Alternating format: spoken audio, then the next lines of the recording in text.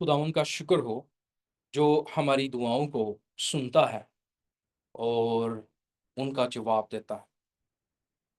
आए हम खुदावंद के कलाम की तरफ बढ़ें। और आपको जैसे मालूम है, हम मरकस की अंजील का तफसीरी मुताला कर रहे हैं और इसमें से सीख रहे हैं कि मरकस क्या सिखाना चाहता है यीशु मसीह के बारे में। और वो अपनी पहली आयत ही से बताता है कि यीशु मसीह इब्ने खुदा की खुशखबरी, और दूसरी लाइन में वो बताता है कि मसीह यीशु नबियों की पेशन गोइयों के मुताबिक यहोवा खुदा है। और ये वो वादा है जिसमें खुदा ने कहा मैं ही आऊंगा और मैं ही बचाऊंगा। क्यों? क्योंकि हमारे गुनाह इतने बड़े हैं जितना बड़ा खुदा है। क्यों? क्योंकि ये गुनाह खुदा के खिलाफ हुआ। जिस तरह हमें मालूम है कि शरीयत के मुताबिक दांत के बदले दांत, इसी तरह जब खुदा के खिलाफ गुनाह हुआ तो फिर हमें खुदा जितना अजर या नेकी कमाने की जरूरत थी। लेकिन कौन इंसान है जो इतना बड़ा नेक हो सकता है? कौन सा इंसान है जो खुदा के सामने खड़ा हो के कहे कि ये मेरी नेकियां हैं, मुझे बख्श दे, ये मैंने काम किया है, मैं अब जन्नत का हकदार हूं।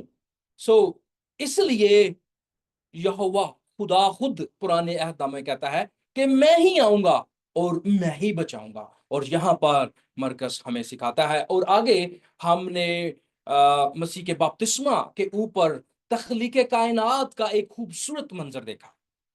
और इसके साथ साथ हमने मसीह के मोजज़ों से देखा कि मसीह कैसी कुदरत रखता है कि बदरू जो किसी आम इंसान से नहीं डरती, वो यीशु मसीह को देखते ही कहती हैं कि क्या तू हमें हलाक करने आया है, यानी अबदी हलाकत में डालने आया है।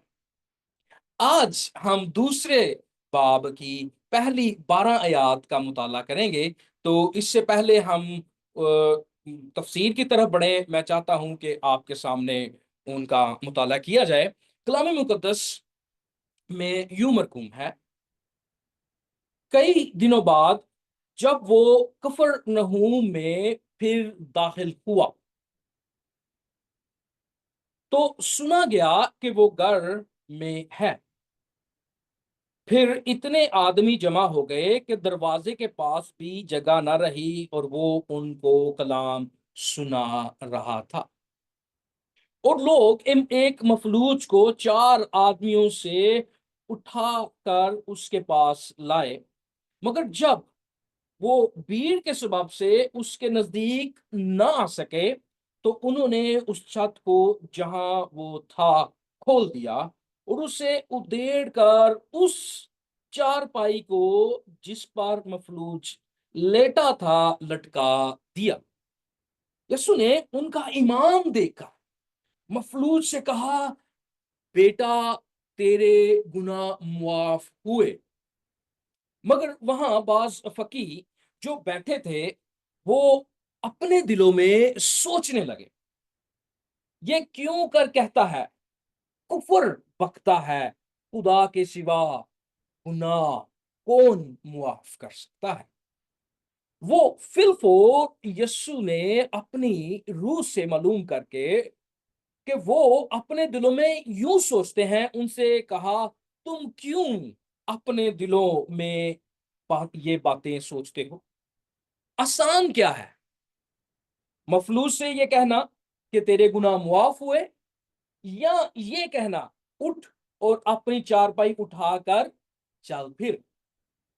लेकिन इसलिए कि तुम जानो कि इब्ने आदम को जमीन पर गुनाह मुआफ करने का इख्तियार है।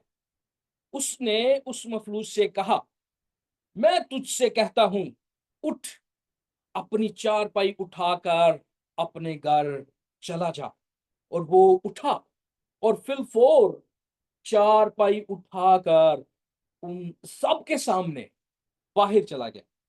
चुनाचा वो सब हैरान हो गए और खुदा की तमजीद करके कहने लगे कि हमने ऐसा कभी नहीं देखा था। खुदा उनके पाक कलाम पढ़े और सुने जाने के वसीला से हमें बरकत मिले। ये वाकया है कि यीशु मसीह मफलूज को शिफा देता है, लेकिन पर मरकस इससे पहले कि उस वाकया की तरफ जाए, वो हमें बताता है सियाको सबा कि मसीह यीशु अभी वापस कफरनहूम में आए हैं। सो इसका मतलब है कि वो पहले भी कफरनहूम में थे।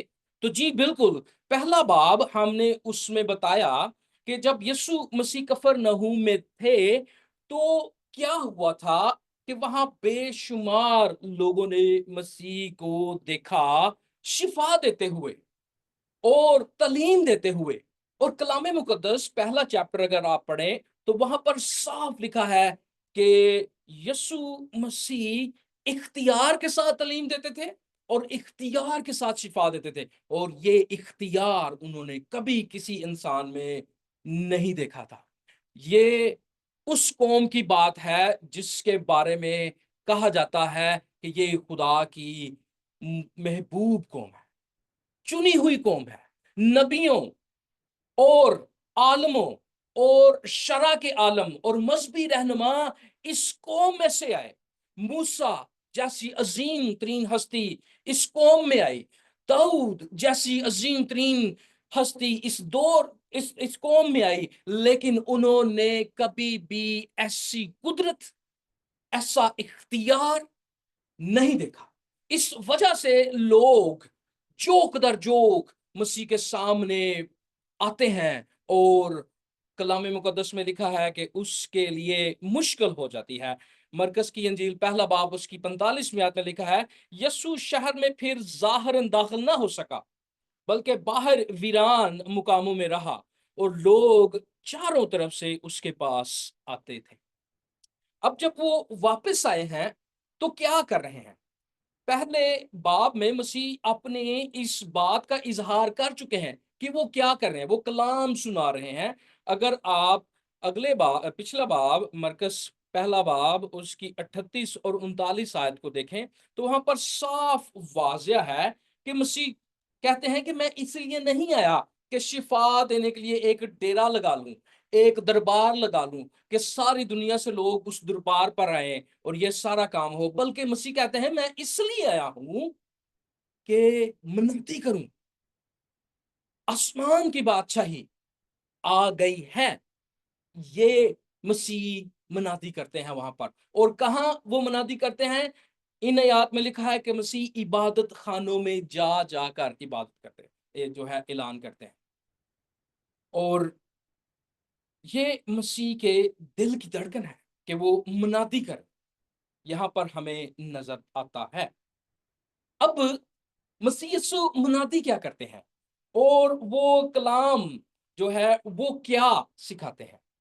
सो जब हम इसकी तरफ गौर करते हैं, और साथ में हमें तीसरी और चौथी आयत में मफलूज के दोस्त नजर आते हैं, तो यहाँ पर एक बड़ी प्यारी खूबसूरत बात हमें नजर आती है। इससे पहले कि मैं उस बात की तरफ जाऊं, हम तीसरी और चौथी आयत का जो है वो मुताला करेंगे, बल्कि पांचवी आयत को भी हम जेरे गौर लाएंगे। यहाँ पर लिखा है,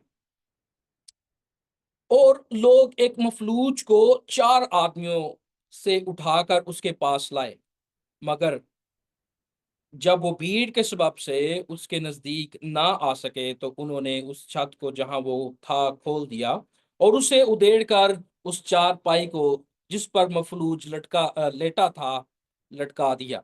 यीशु ने उनका ईमान देकर मफलूज से कहा, तेरे गुनाह मुआफ हुए, बेटा तेरे गुनाह मुआफ हुए। अब यहाँ पर जो बात नजर आती है, मसीह यहाँ पर हैं और और वो तालीम दे रहे हैं, और इसी दौरान लोग एक मफलूज को ले आते हैं। یہ مفلوج خود چل کے نہیں آیا، یہ بتایا گیا ہے کہ یہ چار پائی پر لیٹا ہوا تھا۔ اور کون اس کو لے کے آتا ہے؟ اس کے دوست۔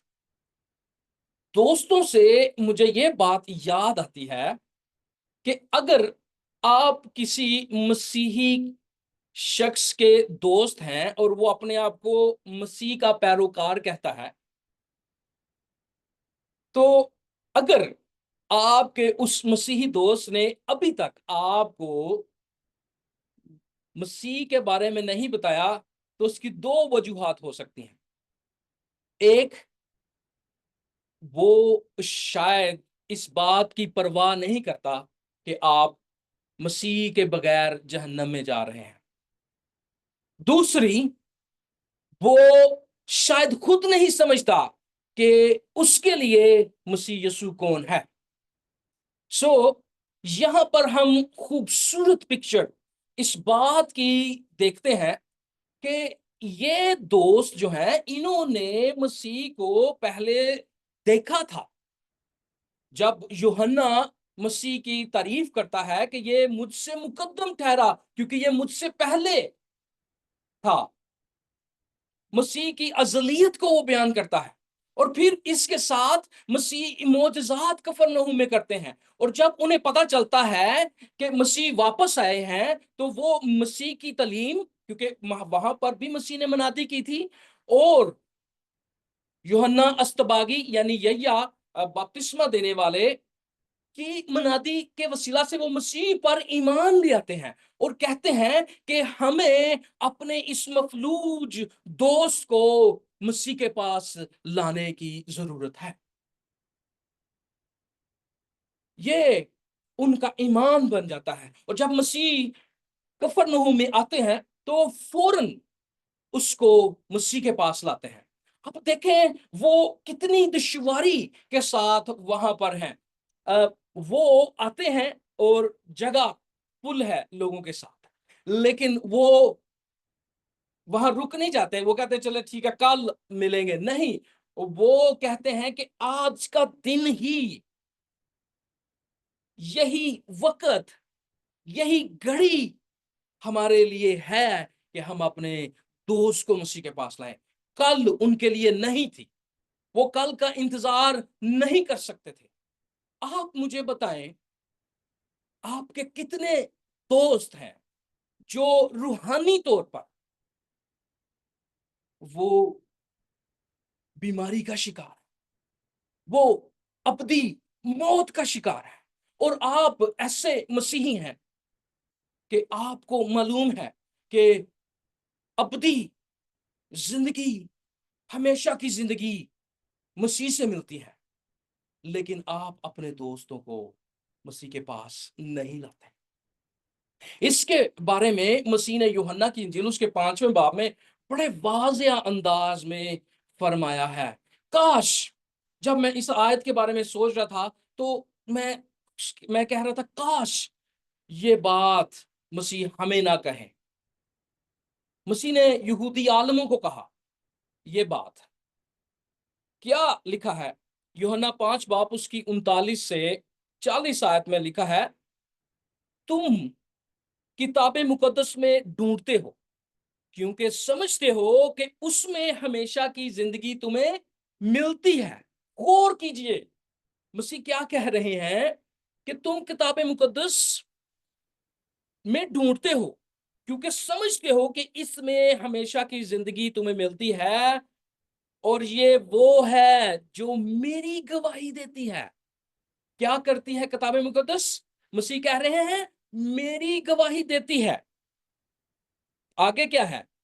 پھر بھی تم، افسوسناک بات، پشیمانی کی بات، فکر کرنے کی بات، پھر بھی تم زندگی پانے کے لیے مسیح میرے پاس نہیں آتے۔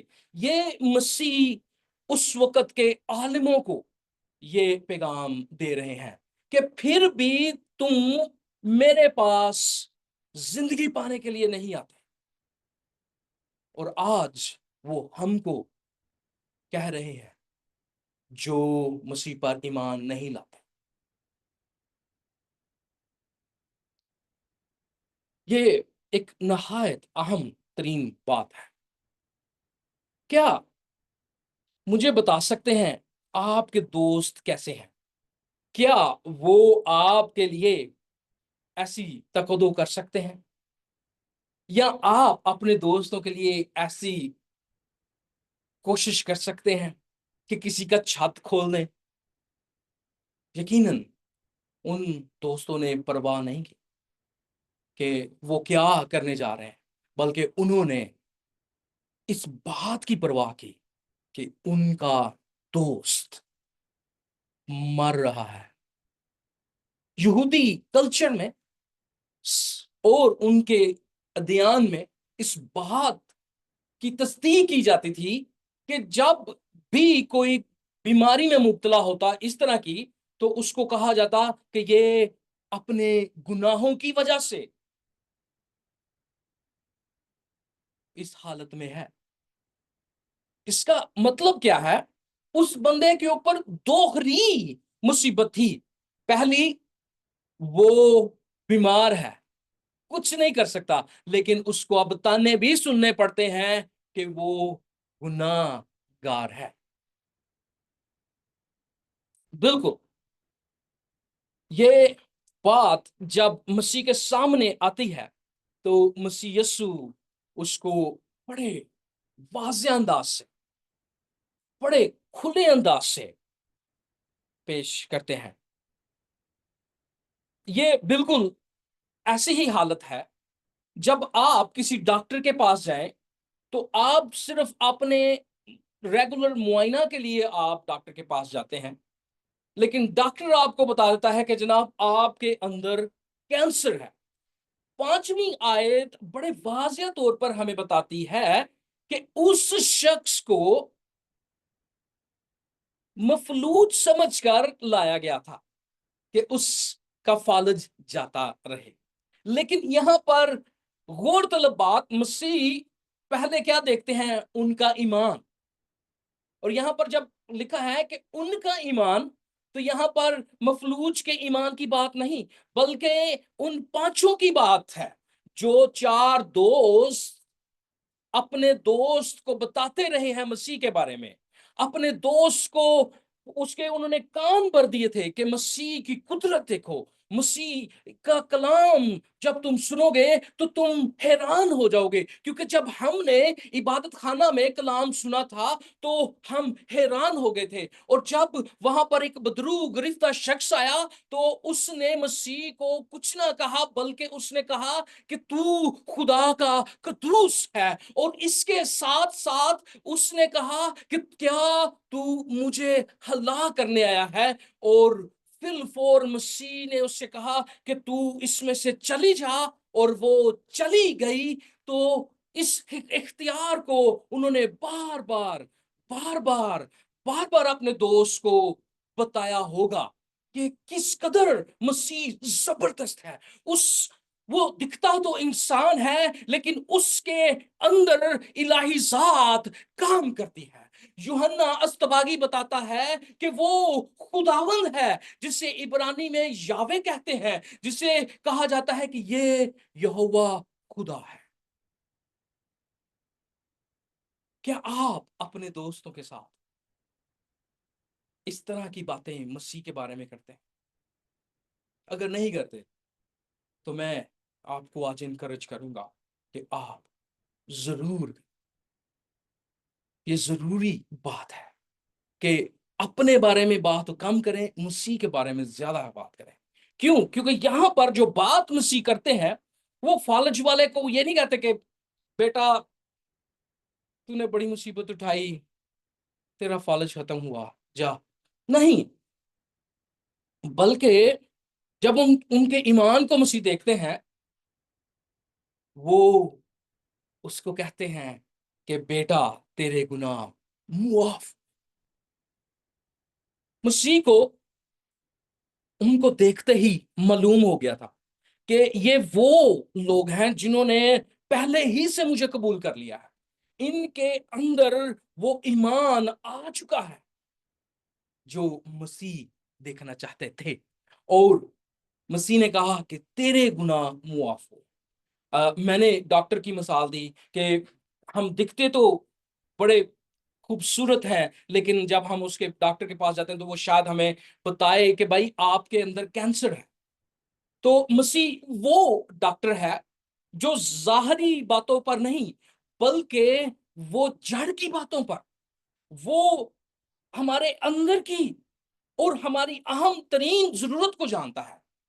شاید آپ خدا کے پاس اپنی آج کی ضرورت، ہاتھ پہ چوٹ لگی اس کی ضرورت، کوئی مسئلہ ہو گیا اس کی ضرورت لے کے آتے ہیں، لیکن شاید آپ کو مسیح ہر وقت وہ ضروریات فراہم نہیں کرتا، وہ آپ کو نہیں ملتی، لیکن کچھ اور خدا آپ کو دیتا ہے، کچھ اور وہ دینا چاہتا ہے، اور وہ یہ ہے ہمیشہ کی زندگی، وہ یہ ہے کہ ہمارے گناہوں کا کفارہ، ہمیں گناہوں سے معافی، وہ یہ دینا چاہتا ہے۔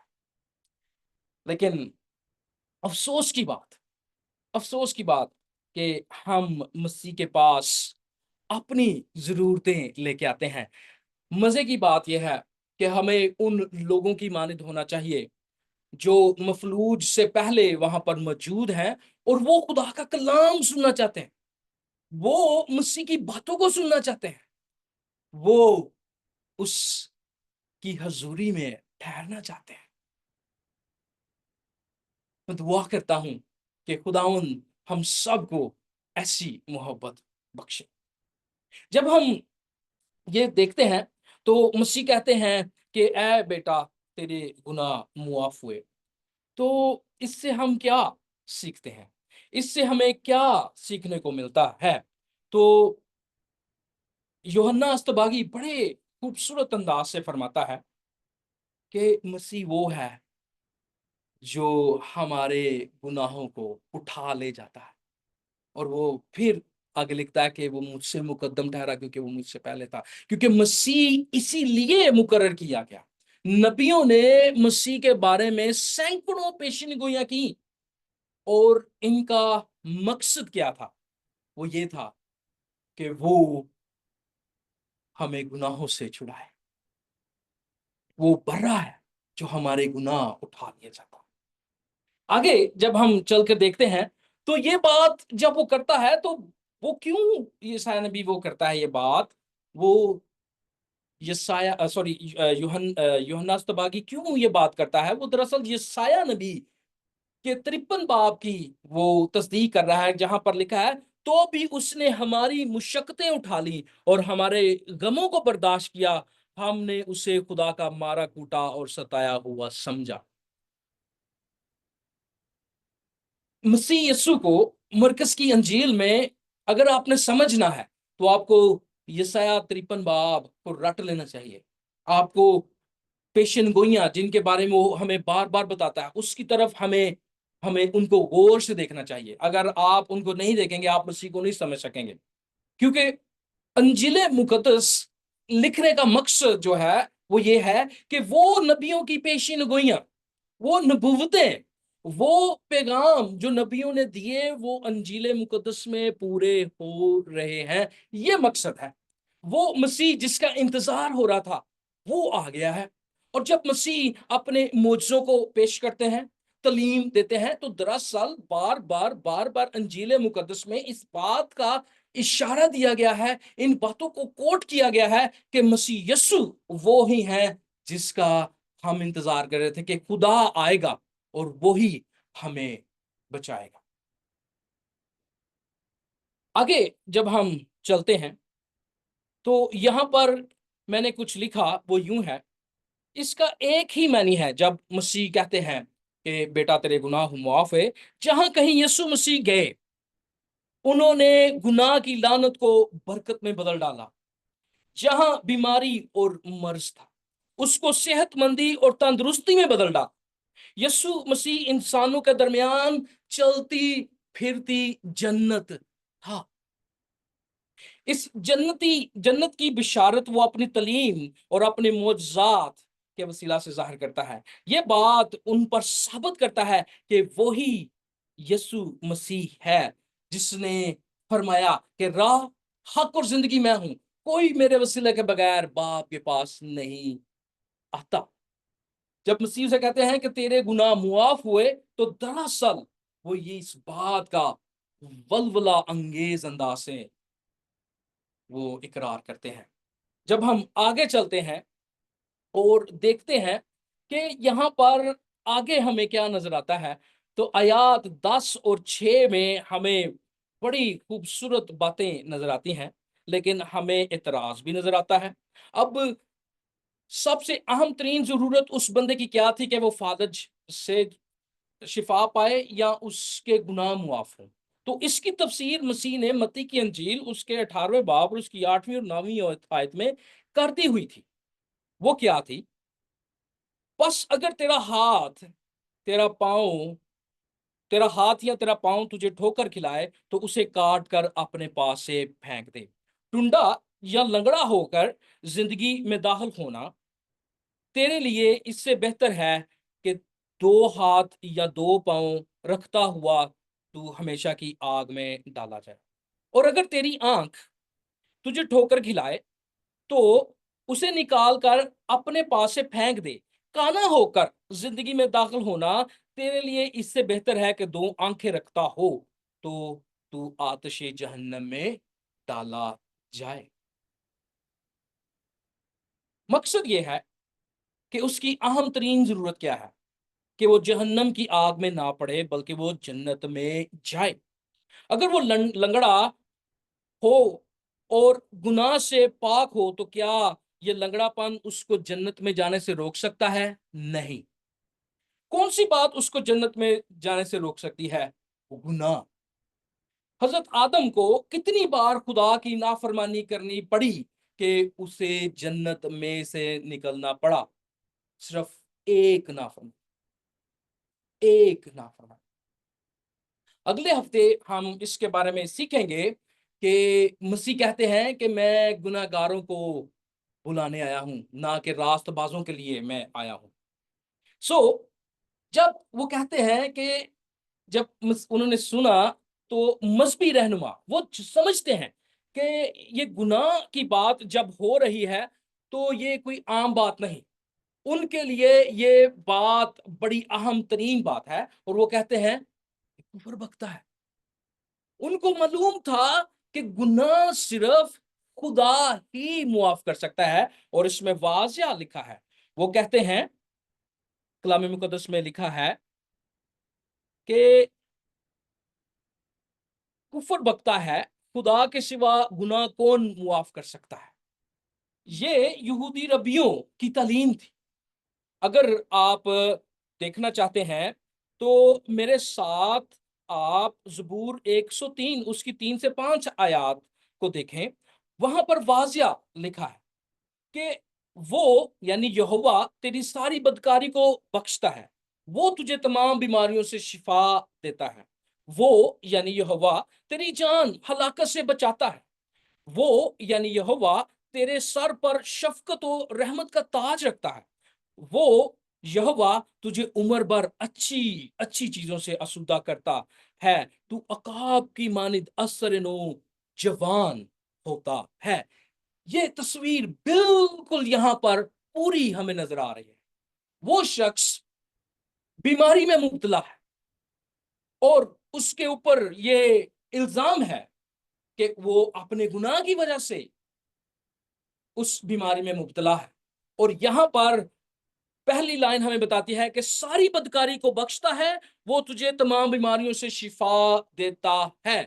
جب مسیح یسوع کے سامنے یہ چیلنج رکھا جاتا ہے کہ کون گناہ معاف کر سکتا ہے سوائے خدا کے، تو مسیح آگے کیا کہتے ہیں؟ کلام مقدس میں لکھا ہے کہ آسان کیا ہے مفلوج کو یہ کہنا کہ تیرے گناہ معاف ہوئے، یا اسے یہ کہنا کہ تو اپنی چارپائی اٹھا اور چل پھر؟ اور مسیح اسے کہتے ہیں کہ بیٹا اپنی چارپائی اٹھا اور چل پھر۔ اس سے پہلے کہ میں آپ کو یہ بات کی طرف ہم جائیں، میں آپ کو بتانا چاہتا ہوں کہ وہ دلوں میں یہ سوچ رہے تھے، اور یہاں پر جب مسیح ان کے دلوں کو جان جاتے ہیں تو ہمیں حضرت داؤد یہوہ خدا کی صفت بتاتے ہیں اپنے بیٹے سلیمان بادشاہ کو۔ وہ فرماتے ہیں اگر آپ پہلا تواریخ اس کا 28 باب اور اس کی 9ویں آیت کو پڑھیں تو وہاں پر واضح لکھا ہے اس بات کے بارے میں کہ یہوہ خدا کیسا ہے۔ حضرت داؤد فرماتے ہیں، اے میرے بیٹے سلیمان، اپنے باپ کی کے خدا کو پہچان اور پورے دل اور پوری مستعدی سے اس کی عبادت کر، کیونکہ خداوند سب دلوں کو جانتا ہے، جو کچھ خیال میں آتا ہے اسے پہچانتا ہے۔ اگر تو اسے ڈھونڈے تو وہ تجھ کو مل جائے گا، اور اگر تو اسے چھوڑے تو وہ ہمیشہ کے لیے تجھے رد کر دے گا۔ یہاں پر مسیح یسوع مکمل طور پر اس بات کا اظہار کرتے ہیں کہ تم اپنے دلوں میں ایسا کیوں سوچتے ہو۔ ہم یہاں پر کیا سیکھتے ہیں؟ دو اہم ترین باتیں، کہ خدا کے علاوہ ہماری کوئی بھی جو ہے وہ جان بخشی نہیں کروا سکتا، یعنی کہ خدا کے علاوہ ہماری اہم ترین ضرورت کو کوئی نہیں جانتا۔ خدا کے علاوہ کوئی بھی ہمارے دلوں کو نہیں جانتا۔ اور یہاں پر مسیح یسوع دونوں باتوں میں اپنے آپ کو ثابت کرتے ہیں کہ وہ یہوہ خدا ہے، جو تمام بدکاریوں کو، تمام بیماریوں کو دور کرتا ہے، اور وہ عقابوں کی مانند اثر نو پہ دیکھیں، وہ عقاب کی مانند وہ بندہ چارپائی پر لیٹا، آسمان وہ چھت جو ہے کھلی گئی، اس کو لٹکایا گیا نیچے تاکہ اس کو شفا ملے، اور جب مسیح اس کو شفا دیتے ہیں کیا کرتا ہے؟ وہ اپنا بستر اٹھاتا ہے اور چلتا ہے عقابوں کی مانند۔ اس کو نئی زندگی ملی، اس کو نئی تندرستی ملی، اس کے اندر ایک نئی طاقت آ گئی۔ اور یہاں پر مسیح یسوع یہوہ خدا کی ایک صفت کو ظاہر کرتے ہیں۔ پھر جب وہ دل کو جان جاتے ہیں تو وہ اس کو کہا جاتا ہے کہ وہ کہتے ہیں کہ تم اپنے دلوں میں ایسا کیوں سوچتے ہو۔ اور یہاں پر ہمیں حضرت داؤد کی وہ بات یاد آتی ہے کہ یہوہ خدا دلوں کو جانتا ہے، اور اگر تو اسے رد کرے تو وہ تجھے رد کر دے گا۔ اگر آپ کلام سننے کے وسیلہ سے ابھی آپ کے دلوں میں خداوند کی محبت پیدا ہو رہی ہے اور آپ اسے قبول کرنا چاہتے ہیں، تو براہ کرم بغیر کسی خوف کے آپ اسے قبول کر سکتے ہیں، کیونکہ کلام مقدس میں لکھا ہے، مسیح فرماتا ہے کہ آپ کو اس سے ڈرنا چاہیے جو جو ہمیں ہلاک کر سکتا ہے اور ابدی موت دے سکتا ہے، ان سے نہیں جو ہمیں صرف ہلاک کر سکتے ہیں۔ اگر آپ اس بات کے لیے تیار ہو رہے ہیں کہ خداوند کو قبول کریں، تو مسیح یسوع آپ کے دلوں پر دستک دے رہے ہیں، آپ اس کے لیے دروازہ کھول سکتے ہیں۔ پھر اگلی آیات ہمیں آیت 10 سے 12 تک ہمیں معلوم ہوتا ہے کہ مسیح کیوں ایسا کرتے ہیں، کیا وجہ ہے کہ وہ یہ سارا کام کرتے ہیں، کیوں وہ سب کے سامنے اور دینی عالموں کے سامنے اس بات کو ظاہر کرتے ہیں، کیا مقصد تھا؟ تو یہاں پر لکھا ہے، لیکن اس لیے کہ تم جانو۔ کیا کرو بھائی جی؟ غور کریں، کیوں جانے، کون جانے؟ مسیح نے کہہ رہا ہے تم جانو۔ کن کو مخاطب ہے؟ وہ شرع کے عالموں کو مخاطب ہے۔ شرع کے عالم باخوبی واقف تھے کہ ابن آدم سے کیا مراد ہے۔ آپ شاید سوچیں کہ ابن آدم شاید کسی بندے کے بیٹے کا نام ہے، یا شاید کہیں کہ انسان کا بیٹا، اس کو ابن آدم کہا جا سکتا نہیں۔ یہاں پر مسیح کہتے ہیں کہ تم جانو۔ کیوں؟ کیونکہ وہ پہلے سے پڑھ چکے تھے دانیل کی کتاب کو۔ دانیل کی کتاب میں حضرت دانیل فرماتے ہیں کہ ان کو ابن آدم کی رویا ملی۔ ہم اس کو پڑھیں گے ابھی، لیکن ابھی میں ان آیات کو پڑھوں۔ لیکن اس لیے کہ تم جانو کہ ابن آدم کو زمین پر کیا ہے؟ گناہ معاف کرنے کا اختیار ہے۔ مجھے بتائیں، اگر آپ دنیا کے ادیان کو جانتے ہیں تو بتائیں کس شخص نے اس اختیار کے ساتھ کہا کہ تم جانو کہ ابن آدم کو زمین پر گناہ معاف کرنے کا اختیار ہے؟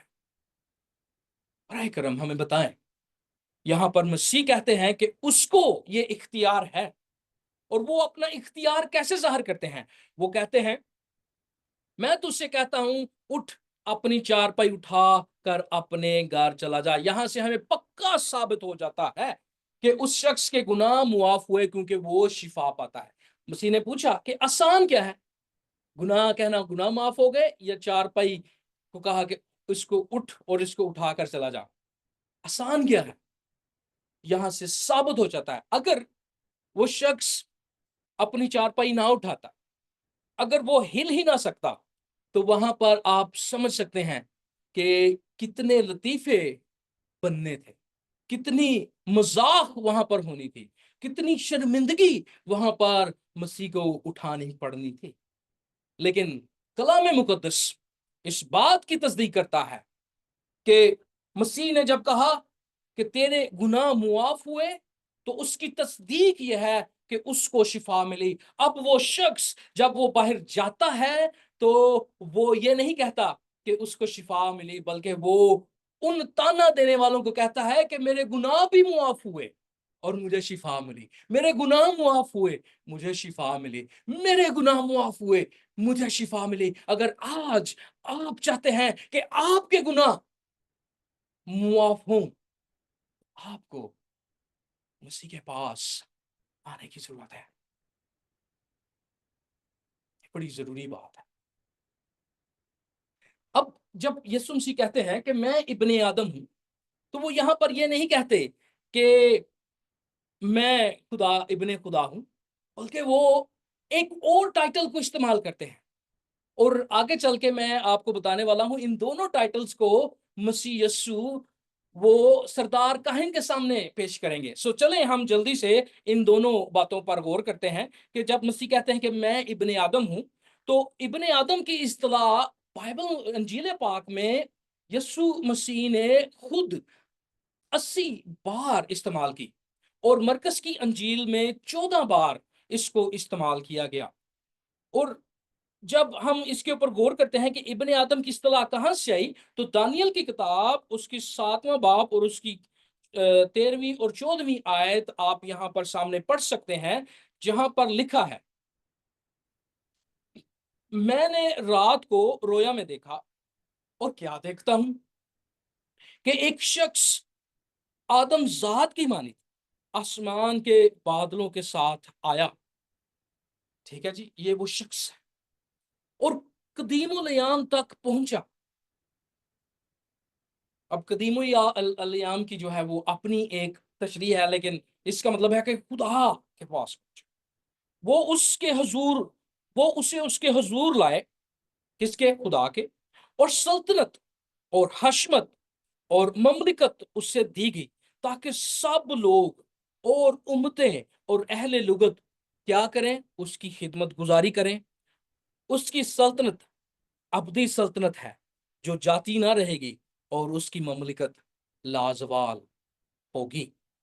یہ وہ آدم ذات ہے، یہ وہ ابن آدم ہے جو اپنے آپ کو ان کے سامنے پیش کرتا ہے کہ تم جانو کہ ابن آدم میں ہوں، جو دانیل نبی کی معرفت فرمایا گیا تھا۔ یسوع مسیح یہاں نہیں بتاتے، بلکہ میں نے بتایا کہ یہ پہلی دفعہ مرکز کی انجیل میں مسیح اپنے بارے میں ابن آدم بتاتے ہیں، لیکن وہ اینڈ پر جا کے جب سردار کاہن کے سامنے اسے پیش کیا جاتا ہے آخری حصے میں، تو وہاں پر بھی 14ویں باب اور اس کی 61 سے 64ویں آیت میں مسیح واضح بتاتے ہیں کہ وہ خدا کا بیٹا ہے، اور پھر وہ ابن آدم ہے۔ غور کیجئے، آپ کے سامنے اسکرین پر موجود ہے آیات۔ سردار کاہن نے اس سے پھر سوال کیا اور کہا کیا تو اس استودا کا بیٹا ہے، یعنی خدا کا بیٹا ہے؟ یسوع نے کہا ہاں میں ہوں۔ اگر کوئی آپ سے پوچھتا ہے کہ یسوع مسیح نے کب کہا کہ میں خدا کا بیٹا ہوں، تو یہ واضح الفاظ، مسیح نے کہا ہاں میں ہوں، اور تم ابن آدم کو، کس کو؟ ابن آدم کو پہلے کہا کیا؟ میں خدا کا بیٹا ہوں، اور اب ابن آدم کو قادر مطلق کی دہنی طرف بیٹھے اور آسمان کے بادلوں کے ساتھ آتے دیکھو گے۔ سردار کاہن نے کیا کیا جب اس نے یہ سنا؟ تو وہ یہ مذاق نہیں اس کے پاس ہوا، اس نے نہیں کہا کہ جھوٹ بول رہا ہے، وہ اس نے یہ نہیں کہا کہ اس کو لے جاؤ، نہیں، وہ کیا اس نے سمجھا؟ اس نے یہ سمجھا، سردار کاہن نے اپنے کپڑے کیا کیے؟ پھاڑ کر کہا اب ہمیں گواہوں کی کیا حاجت۔ وہ یہ سمجھا کہ یسوع مسیح نے خدائی کا دعویٰ کیا ہے، اور وہ کیا کہتا ہے؟ تم نے یہ کفر سنا ہے، تمہاری کیا رائے ہے؟ ان سب نے فتویٰ دیا کہ وہ قتل کے لائق ہے۔ یہ بات مسیح نے واضح اس وقت کی جب وہ زندگی اور موت کے درمیان تھا۔ وہ کسی کونے میں، کسی غار میں، کسی صحرا میں، کسی پہاڑی کی چوٹی پر اکیلے اپنے بارے میں نہیں کہہ رہا تھا کہ مجھے ایک بات خدا کی طرف سے آئی ہے، یہ میں نے بتا نہیں، بلکہ وہ سردار کاہن کے سامنے، شرع کے عالموں کے سامنے اس بات کا اقرار کرتا ہے، اور اس کی وجہ سے اس کو صلیب دی جاتی ہے۔ اور اسی لیے مسیح آئے کہ وہ ہمارے لیے مصلوب ہو۔ اس کی آگے بہت ساری باتیں میں کریں گے اور آنے والے دنوں میں ہم کریں گے، لیکن آگے چلتے ہیں اور ہمارے پاس 2 منٹ رہ گئے ہیں۔ ہم اس میں اس بات کو دیکھیں گے کہ مسیح کون ہے، کیونکہ لوگ وہاں پر حیران ہوئے اور تعجب کر کے کہنے لگے کہ ہم نے ایسا کبھی نہیں دیکھا۔ جب وہ کہتے ہیں کہ ہم نے ایسا نہیں دیکھا اور تعجب کیا، تو دراصل وہ ربیوں کی اس بات کو سامنے رکھتے ہوئے اس کا خیال کرتے ہیں کہ ربی کہتے تھے،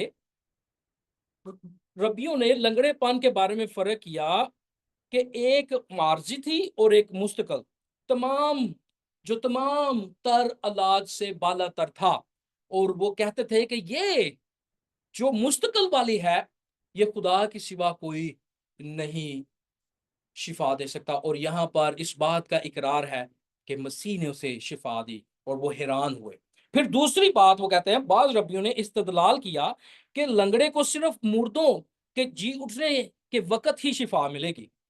تو یہاں سے ثابت ہوتا ہے کہ وہ سمجھتے تھے کہ اب یہ مرے گا تو اس کو شفا ہوگی جب وہ زندہ دوبارہ ہوگا، لیکن یہاں پر زندگی اور موت کا مالک مسیح یسوع وہ موجود ہے، اور وہ اسے کہتا ہے کہ اے بیٹے تیرے گناہ معاف ہوئے، اپنی چارپائی اٹھا اور اپنے گھر کو جا، اور وہ چلتا ہے اور وہ لوگ حیران۔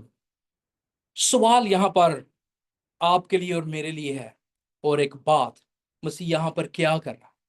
میں نے پہلے بتایا مسیح جہاں بھی جاتا ہے وہ جنت کا نظارہ پیش کرتا ہے، یعنی زندگی گناہ سے پہلے زندگی کیسی تھی؟ صحت مند، تندرست اور توانا، اور آنے والی زندگی کیسی ہوگی؟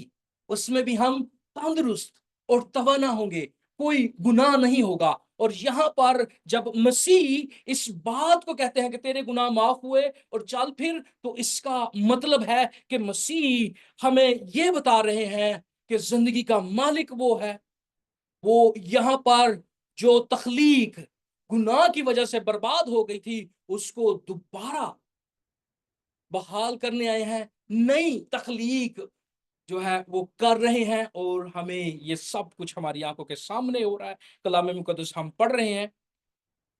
اگر کوئی کہے کہ میں اپنے نیک اعمال کی وجہ سے جنت میں جا سکتا ہوں، میں اپنے گناہ، مجھے مسیح کی ضرورت نہیں کہ وہ میرے گناہوں کو بخشے یا بخشوائے، یا اس کے کفارہ کی ضرورت نہیں، تو میں اپنے نیک اعمال سے جنت میں جا سکتا ہوں، تو اس بندے کے لیے یہ سوال بڑا آسان سوال اور بڑا عام فہم والا سوال ہے۔ اگر